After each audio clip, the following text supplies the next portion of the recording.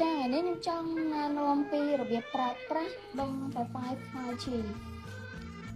នេះគឺជាកន្លែងដាក់ SIM បន្ទាប់មកយើងដាក់ថ្មវាចូលទៅក្នុងនឹងទៅ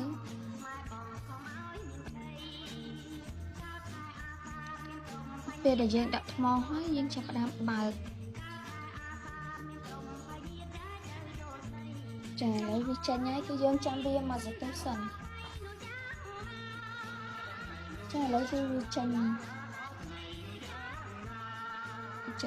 ចឹងយើងចាប់ផ្ដើម connect វា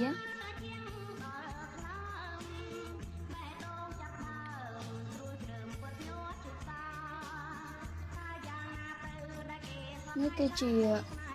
ឈ្មោះរបស់វាដោយសារតែខ្ញុំធ្លាប់ connect វាម្ដងហើយឥឡូវគឺវា load ឲ្យមកអូតូតែម្ដងឥឡូវគឺ connect បានហើយសម្រាប់password របស់វាគឺនៅជាប់នឹង server គឺលេខ1ដល់លេខ0យើងបញ្ចូលវាមកគឺវា connect បានហើយ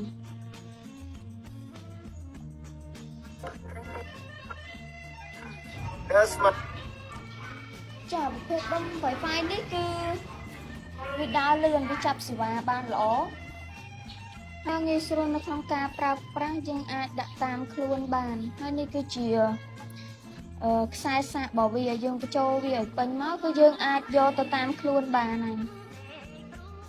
ហើយសម្រាប់ការប្រើប្រាស់គឺងាយស្រួលខ្លាំងមែនទែនចឹងអត់មានអីទៀតទេគឺសូម